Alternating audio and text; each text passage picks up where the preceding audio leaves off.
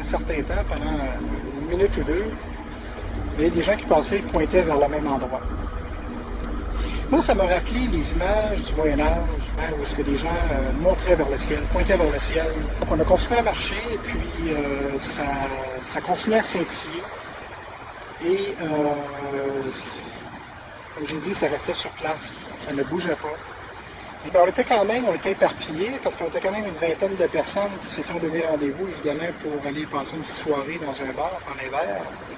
Puis, je me souviens bien, je pense que c'était même l'anniversaire d'un ami, c'est peut-être pour ça qu'on était nombreux. Et la réaction des gens avec qui j'étais, comme j'ai dit, était une réaction un mélange de consternation et de blocage. Ça ne peut pas être ça. Le mur de la Gauchetière, c'est ça, évidemment, était à ce moment-là en construction. Oui.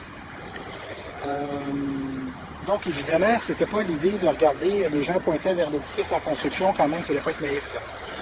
Donc, les gens pointaient au-dessus de la place Bonaventure.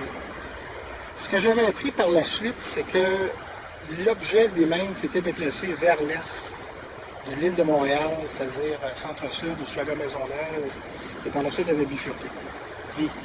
Disent-ils, en effet. Mais ça, je ne l'ai pas vu, personnellement. À ce moment-là, parce que comme on n'est pas resté longtemps, j'ai vu la lumière et il me semblait qu'il y avait 3 lumières qui clignotaient.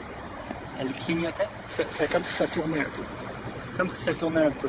C'est un peu comme s'il y avait comme une alternance entre les lumières.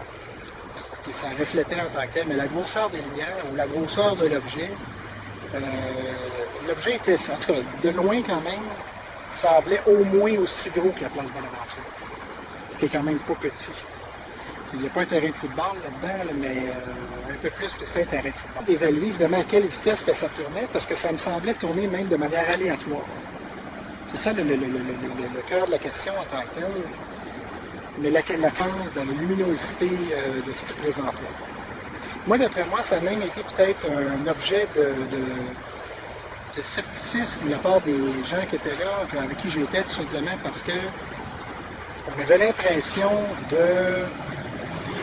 comme je disais, on avait l'impression un tel voyait une chose, une telle voyait autre chose. En tant que l'impression dans les lumières, il y avait comme des nuances dans les lumières.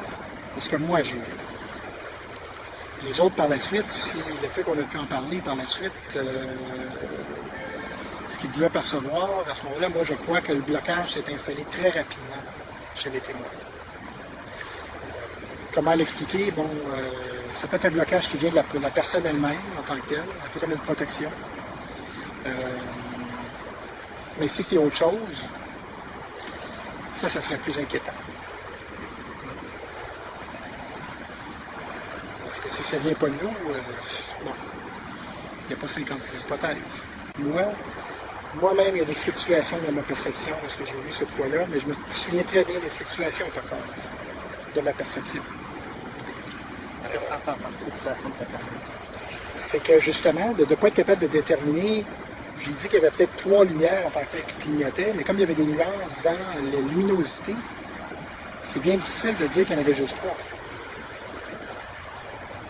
Donc, c'est pour ça que je dis qu'il peut y avoir des perceptions qui sont des fluctuations dans les perceptions de ce qui s'est produit. Mais par contre, on a vu quelque chose. Ça, c'est à la base, là, on a tous vu quelque chose, même s'il y en a qui l'ont nié par la suite. La question se pose encore exactement qu'est-ce que c'était. Puis d'ailleurs, les autorités n'ont jamais déterminé exactement ce que c'était. Ils ont laissé tout ça en suspens.